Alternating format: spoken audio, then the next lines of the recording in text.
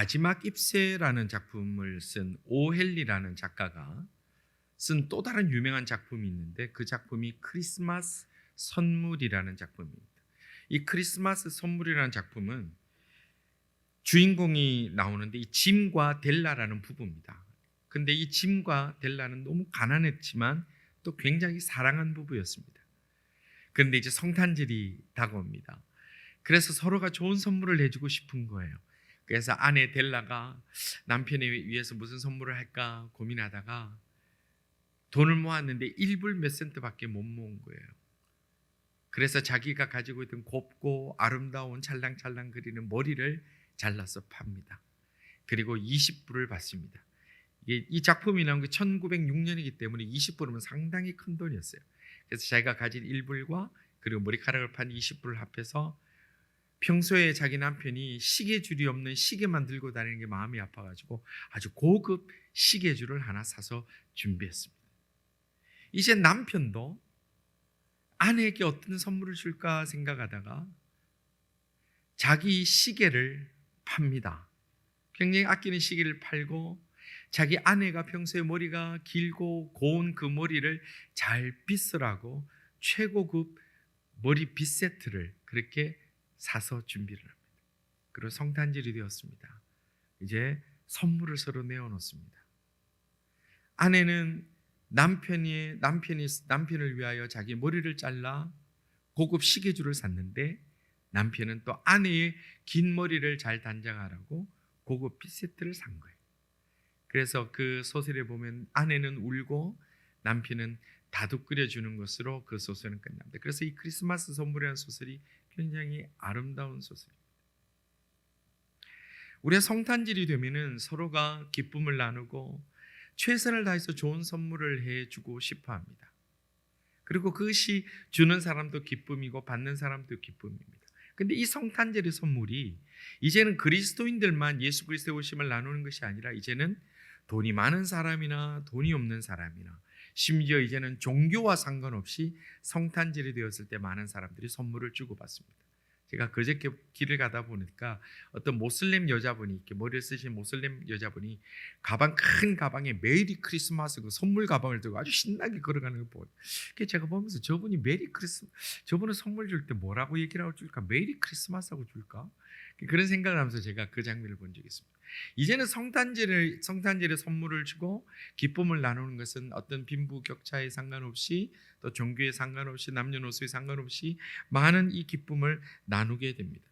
그런데 우리가 만약에 이 선물을 받고 때는 선물을 줄 때 또 선물 자체에만 관심을 가지고 이 선물이 얼마짜리다, 내게 얼마나 필요했던 것이다 이런 것만 관심을 가지면 우리가 쉽게 놓칠 수 있는 게 뭐냐면 이 선물을 준비하신 분이 이 선물을 사기 위해서 고민하고 선물을 사기 위해서 물질을 들이고 시간을 들이면서 막 찾아했던 그 모든 그 마음과 이 선물의 본질을 잃어버릴 수도 있다라는 것입니다. 오늘 우리는 하나님께서 모든 인류에게 주신 그 어떤 것과 비교하지 못할 큰 선물을 받은 날이 바로 오늘 성탄의 날입니다.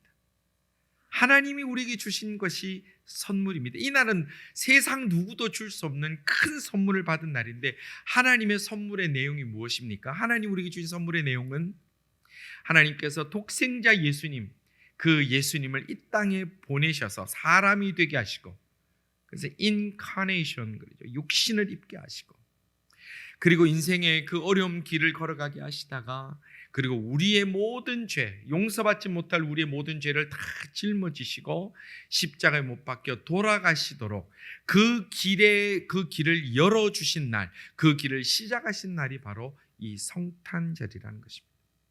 그래서 우리가 받은 선물 중에 나의 영혼이 지옥이 아니라 나의 영혼이 하나님 나라로 들어갈 수 있다라는 확실한 약속을 받은 이 선물을 받은 날이 성탄이라면 우리가 받은 선물은 결코 작은 것도 간단한 것도 아니라는 겁니다. 우리에게는 이 선물에 예외가 없습니다. 요한복음 3장 16절은 이렇게 말씀합니다. 하나님이 세상을 이처럼 사랑하사 독생자를 주셨으니 너무 사랑하셔서 그 독생자를 이 땅에 주셨다는 거예요. 이는 그를 믿는 자마다 교회 나오는 자마다? 그냥 성경을 아는 자마다? 아니에요. 그를 믿는 자마다. 멸망하지 않고, 그러니까 믿지 아니하면 어떻게 된다는 얘기예요? 멸망한다는 얘기예요. 그러나 믿는 자마다 멸망하지 않고 영생, eternal life, 영원한 삶, 천국을 허락하여 주셨다. 믿으시는 분 아멘 하시기 바랍니다. 우리 모두 천국에서 만날 줄 믿으시는 분은 아멘 하시기를 바랍니다. 우리는 천국에서 틀림없는 거예요. 하나님 우리에게 주신 선물이 뭡니까? 영생, 영원한 삶을 주셨다는 거예요. 천국 백성 되게 하셨다는 것이, 이거는 비교하지 못할 선물이라는 것입니다. 우리가 성탄에 여러 가지 선물들을 또 주고 또는 받지요. 기억에 남는 선물이 있겠지요. 또 여러분들 예전에 참 큰 선물도 있겠고 또 큰 선물을 드린 적도 있을 겁니다. 여러분들, 우리가 이 성탄에 받은 가장 큰 선물은 우리 예수님이 나의 구주 되시고 나의 모든 죄악을 다 짊어지시고 십자가의 그 길로 인하여 나에게 영생 주신 그 선물이 가장 큰 선물인 줄 확실히 믿고, 이 날에 주님이 주신 그 선물을 잊지 않고 살아가는 하나님의 백성들 다 되시기를 주님의 이름으로 축원합니다. 성탄절이 무슨 날입니까? 연말입니다. 성탄절 무슨 날입니까? 그 다음 날은 박싱데이 전날입니다. 우리에게는 성탄절이 그런 의미로 돌아와서는 안 된다는 거예요. 이 성탄이, 그러면 이 성탄을 모든 사람이 감사하고 기뻐하고 기다려야 되겠지요. 누구든지 예수 믿으면 구원받는데, 믿기만 하면 구원받는데 얼마나 좋습니까? 그런데 이 처음 성탄의 문을 열 때에 이 날을 분노하며 미워하며 맞이한 한 사람이 오늘 본문에 등장하는데, 그 사람이 이 당시 예수님 오실 당시에 팔레스타인 지역을 다스리고 있던 헤롯 왕이라는 사람이었습니다. 이 헤롯 왕이 한날을 왕궁에 있습니다. 그랬더니 동방에서 박사들이 옵니다. 그랬더니 우리가 왕을 찾으러 왔습니다. 예? 왕? 나 여기 있는데? 기록에 보면 헤롯이 때 70세쯤 됐지 않았을까, 이렇게 역사학자들이 봅니다. 지금 우리가 다 있는데 뭐가 지금 또 왕이 태어났지? 이 왕이 있는데 우리가 경배하러 왔습니다. 그러니까 이 헤롯이 생각합니다. 이게 지금 또 다른 왕이 태어났다고 하면 나의 이 왕권, 그리고 우리 왕가가 위협을 받겠구나. 그래서 마음에 이거는 제거해야 되겠다, 죽여야 되겠다 마음을 먹은 거예요. 그래서 동방박사에 얘기합니다. 지금 아직 못 찾았다고 하니까 지금 찾게 되면 나한테 꼭 연락 주십시오. 저도 가서 그분에게 경배하겠습니다. 그렇게 거짓말합니다. 그리고 동방박사에게 찾으면 연락 주기로 하고 약속을 받고 이제 보냅니다. 그런데 시간이 지났는데 동방박사들이 이제 왕에게, 헤롯에게 가서 예수님을 만났다는 얘기를 해야 되는데, 꿈에, 성경에 보니까 꿈에 지시함을 받고 헤롯에게 들으지 않고 그냥 바로 가버렸습니다. 근데 시간이 지난 후에 이 헤롯이 생각해 보니까 속았다고 생각된 거예요. 연락이 안 와요. 그리고 동방박사 어딘지 찾아봐라니까 찾지도 못해요. 그랬더니 이 사람이 분노하기 시작합니다. 16절 상반절입니다. 이에 헤롯이 박사들에게 속은 줄 알고 심히 노하여, 자기가 먼저 속였잖아요, 경배하겠다고. 그래서 사기꾼이 제일 분노할 때 사기를 당했을 때입니다. 도둑놈들이 용서 못하는 게 자기 돈 도둑 맞았을 때 제일 용서 못합니다. 이게 정말 자기가 한 대로 자기에게 하는 사람은요, 그 다 싫어해요. 다 싫어해요. 그래서 엄마하고 꼭 닮은 딸이 엄마처럼 할 때 엄마들이 싫어하고, 아빠를 똑 닮은 아들이 아빠처럼 하면 아빠들이 싫어해요. 지금 자기가 속였는데 자기를 속였다는 것을 깨닫고 막 분노합니다. 그리고 나서 이 분노가 어떤 결과가 일어나냐? 어마어마한 결과가 일어나는 거예요. 16절 하반절은 그 분노의 결과를 이렇게 말씀합니다. 사람을 보내어 베들레헴과 그 모든 지경 안에 있는 산의 아이를 박사들에게 자세히 알아본 그때를 기준하여 2살부터 그 아래로 다 죽이니. 그러니까 아마 동방박사가 떠나갈 시점이 조금 되었던 것 같아요. 그냥 1살도 아니고 2살 아래로 다 죽였다. 그래서 이 기록에 보면 어떤 기록에는 1,400여 명이 죽었다는 기록도 있고, 뭐 수천 명이 죽었다는 기록이 있고, 또 이 지역이 그렇게 많지 않아서 그렇게까지 못 죽였었다, 이런 여러 가지 이론이 있습니다만은, 그러나 이 헤롯이 그 당시에 수많은 어린 아이들을 학살을 한 거예요. 이건 학살이라고 하는 거예요. 단지 자기의 왕권이 위협받을 수 있다는 그 걱정 때문에 학살해 버립니다. 뿐만 아니라 이 아이들만 죽은 것이 비참하고 슬픈 일입니까? 이 아이들의 부모들이 있어요. 그 가족들이 있어요. 자기 부모들은 자기 아이를 죽이는 헤롯 왕의 의도를 몰라요. 왜 죽이는지도 모르면서 자기 품에 있던 아이를 끌어당겨서 군인들이 와서 그 아이의 목에 칼을 짓누릅니다. 이 부모들이 살겠습니까? 얼마나 괴롭습니까? 견디지 못한 그 가족들은 어떻게 지낼 수 있습니까? 말로 표현하지 못하는 괴로움이 있는데 오늘 성경은 그들의 통곡까지도 성경은 자세히 기록하고 있습니다. 17절 18절에 보면 이 말씀은 예레미야 31장 15절에 나오는 그 예언을 그대로 인용하고 있는데 17절 18절에 이렇게 말씀합니다. 이에 선지자 예레미야를 통하여 말씀하신 바 라마에서 슬퍼하며 크게 통곡하는 소리가 들리니 라헬이 그 자식을 위하여 애곡하는 것이라. 그가 자식이 없으므로 위로받기를 거절하였도다 함이 이루어졌느니라. 그러니까 이 어린아이들의 학살의 사건까지도 이미 예언된 바라는 거예요.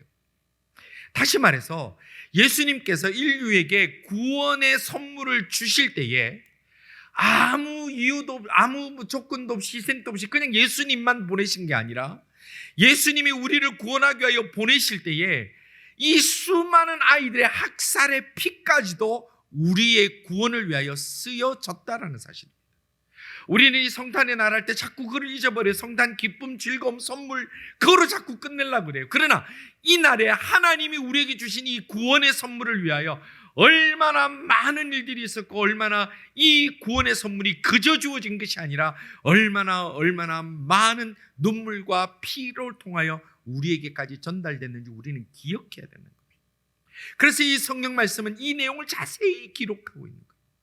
오늘 이 17절 18절에 보면 이 예레미야를 통해서 주신 말씀인데 지금 조금 말이 어렵죠. 이걸 잠깐 설명을 하면요, 옛날에 이스라엘이 망합니다. 북이스라엘이 망하고 남유다가 망합니다. 그리고 나서 남유다가 바벨론에 망하고 나서 이제 포로로 바벨론으로 끌려갑니다. 바벨론 강가로 끌려갑니다. 그때에 이 수많은 노동력들이 끌려갈 때에 지나가던 도시가 어디였냐면 라마라는 도시예요. 그래서 여기 보면 라마에서 슬퍼하며 그랬죠. 있죠.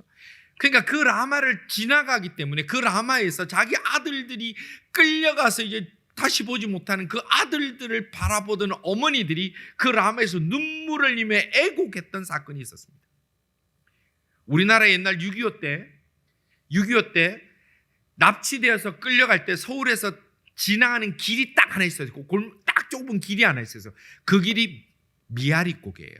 미아리고개. 그래서 노래에 뭐 미아리고개 뭐 님이 넘는 이별고개.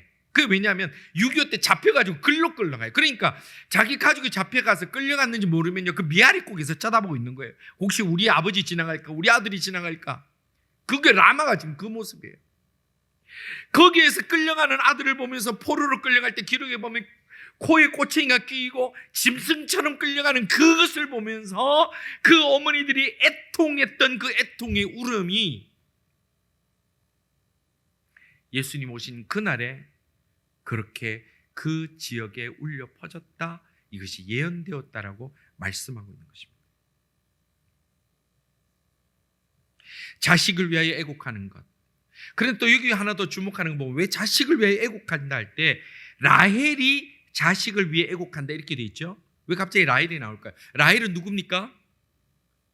야곱의 둘째 부인이에요. 야곱의 둘째 부인. 여러분들 잘 아시지만 야곱이 두 아내가 있습니다. 레아가 있고 야곱이 있습니다. 레아가 있고 라헬이 있습니다. 근데 이 야곱이 라헬을 너무 사랑했어요. 그런데 사랑은 했는데 아기가 없는 거예요. 아기가 없는 거예요. 그래서 그 많은 이제 레아를 통해서 아들은 참 많이 하나님이 주셨는데 이 라헬을 통해서는 아기가 없으니까 남편이 사랑을 받아도 아기가 없으니까 마음이 너무 힘들었어요. 근데 늦게 감사하게 아들을 낳았는데 그 아들 이름이 요셉이었어요. 이제 요셉을 낳았어요. 하나님이 이제 그 태를 열어주셨습니다. 그리고 감사하게 두 번째를 또 낳았어요. 그 아들 이름이 베냐민이에요. 그런데 문제가 뭐냐면 이 라헬이 베냐민을 낳는 중에 난산으로 인해서 죽어버립니다. 그러니까 이 라헬이 이제 어렵게 얻은 그 아이를 낳으면서 난산으로 죽어갈 때에 그 사람이 자기 목숨이 아까웠겠어요? 이 이제 태어나는 이 아기가, 이 아이가 어떻게 살까에 대한 애통함이 있었던 거예요. 그 아픔과의 애통함으로 그 라헬이 애통했던 것처럼, 그 애통했던 것처럼 이 예수님이 오신 그때를 즈음하여 이 헤롯으로 인하여 수많은 가정이 각살당할 때 그 어미들이 울고 있었다, 그렇게 말씀합니다. 왜 성경은 우리에게 이 사건을 우리에게 말씀하실까요?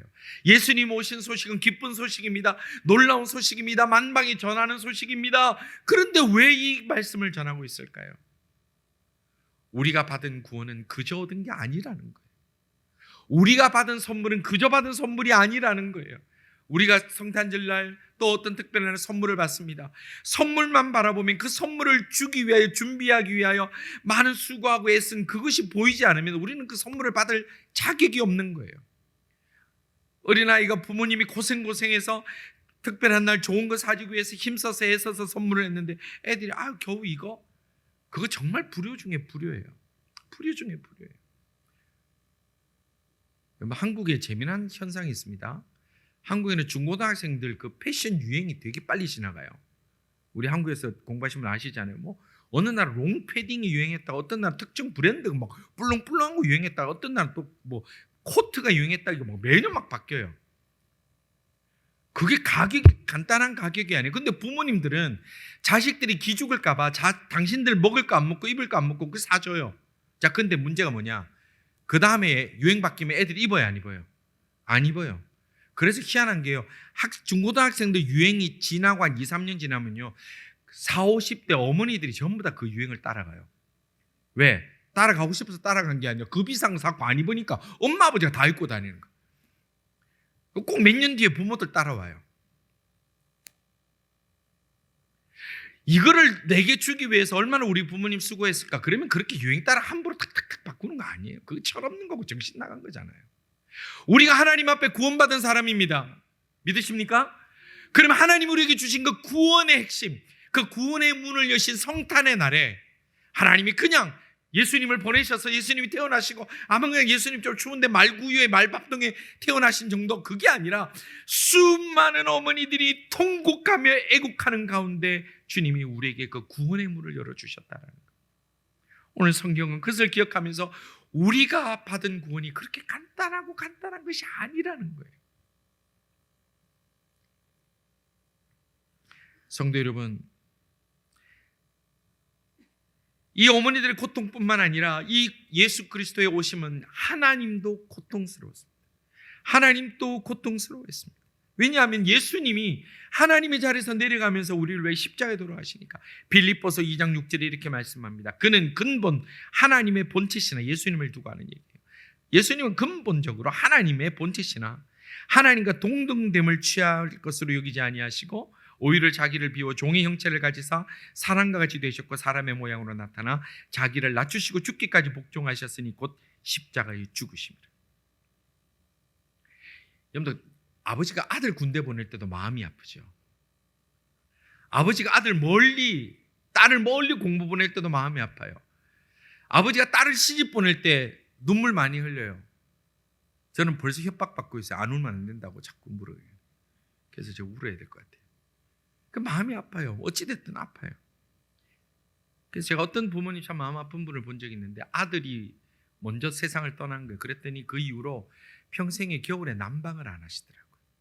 내가 아들이 떠났는데 내가 어떻게 따뜻하게 편하게 있겠냐. 평생을 난방을 안 하시는 분도 제가 본 적이 있어요.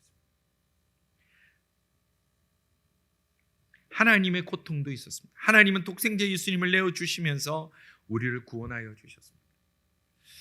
성도 여러분, 우리가 받은 이 구원은 그저 받은 것이 아닙니다. 성탄에 우리가 그저 기뻐하고 노래 부르고 친구들 만나고 선물하고 밤새 떠들고 놀고 술집이 제일 잘 되고 숙박업소가 미어터지고 가격이 하늘을 찌르고 성탄절만 되면 집집마다 보일러가 다 터집니까? 왜 숙박업소 그래 바글바글하니? 왜 우리가 이 귀한 날을 그런 식으로 보내냐는 거예요. 왜 그런 식으로 보내냐? 그래서 주님이 이 아픔의 기록까지도 우리에게 보여주고 계시는 겁니다. 아내가 남편을 위해서 시계줄을 준비했지만 그 선물을 위해서 여자의 자존심이라고 하는 길고 아름다운 머리카락을 잘랐던 희생이 있었고, 남편 짐이 아내를 위해 고급 머리핀을 준비했지만 그 선물을 위해서 아끼고 아끼던 시계를 팔아야 했던 결단도 있었습니다. 만약에 보여지는 것만 생각하고 그 선물을 한 근본 의미를 잊어버린 두 사람이었다면 이 소설이 어떻게 됐을까요? 이제 성탄절이 됐어요. 이제 아내는 딱 시계줄을 꺼냈어요. 남편은 빗을 딱 꺼냈어요. 딱 꺼냈더니 딱 보자마자 우리는 안 맞아. 우리 이렇게 코드가 안 맞아. 이거 돈만 이거 딱 물어보고 좀 사지. 그러고 싸웠으면 이 얘기는 아름다운 이야기가 아니라 비극으로 끝나는 거예요. 그런데 이 소설을 왜 우리가 이 100년이 넘도록 아름다운 이야기로 왜 기억하나요? 희생과 결단이 그 마음 때문에 그런 게 보여지는 선물이 아니라 그 마음 때문에 우리는 감동하는 거예요. 오늘 우리가 보여지는 이 성탄절에 하나님의 마음을 다 발견하고 확인하고 하나님의 마음을 우리 마음에 담기를 주님의 이름으로 축원합니다. 하나님께서 우리에게 구원하여 주시기 위해 그 아들을 보내실 때 얼마나 이 귀한 선물을 위하여 많은 것을 전해주셨는지. 그러면 자, 우리가 이 선물, 성탄절 날 우리가 이 선물을 받았습니다. 우리도 이 선물을 어떻게 해야 됩니까? 전해야 되겠지요. 여러분들 성탄 선물 많이 하시지요? 받기만 하십니까? 이제는 안 주고 안 받습니까? 김영란법 우리도 적용됩니까? 캐나다도? 사랑하는 사람에게 예수님을 전하십시오. 사랑하는 친구에게 예수님을 전하십시오. 내가 정말 아끼는 사람에게 이 구원의 기쁜 소식을 전하십시오. 그것이 그 어떤 것보다 큰 선물이요, 이 날을 우리에게 주신 하나님의 마음입니다. 성도 여러분, 내가 예수 믿는 거로 끝날 것이 아니라 이 받은 귀한 선물들을 온 세상에 전하고 사랑하는 사람들에게 전하고 또 전하고 또 전해서 하나님께서 이 날을 우리에게 주신 그 깊은 마음을 잘 가슴에 담고 참으로 기뻐할 수 있고 참으로 의미에 따라 감사할 수 있고 참으로 아름다운 이 얘기를 전할 수 있는 이 성탄의 깊은 의미를 바로 이해하고 행복해 할 수 있는 우리 모든 하나님의 사람들 다 되시기를 주님의 이름으로 축원합니다. 기도드리겠습니다. 아버지 하나님, 저희들이 하나님으로부터 크고 큰 선물을 받았음에도 깨닫지 못하고 하나님의 마음을 알지 못하고 마치 그저 얻은 것인 양 쉽게 여기고 살았던 저희들의 모습을 주님 용서하여 주옵소서. 하나님께서 저희들을 구원하여 주시기 위하여 그 독생자 예수님을 이 땅에 보내셔야만 했던 저희들의 죄악과 저희들의 허물을 불쌍히 또한 여겨 주시옵소서. 저희들이 이날 하나님의 마음을 먼저 잘 이해하고 잘 우리의 가슴 속에 담음으로 이 귀한 선물을 저희들만 가질 것이 아니라 사랑하는 이들에게, 아끼는 이들에게 나누고 전하고 베풀며 함께 주님의 그 구원의 문을 열고 들어갈 수 있는 저희들 다 될 수 있도록 주여 은혜 베풀어 주시옵소서. 마지막 시대에 저희 교회가 복음의 확장으로 인하여 온전히 쓰임받기 원합니다. 성교에 온전히 아름답게 쓰임받는 교회 되기를 원합니다. 하나님의 백성들이 말씀 앞에 몰려와 기도하며 순종하며 복종하는 자들로 주님의 백성들, 주님의 제자들로 넘쳐나기 원합니다. 주여 역사하여 주시옵소서. 기억하여 주시옵소서. 주님 임재하여 주시옵소서. 예수님 이름으로 기도드리옵나이다. 아멘.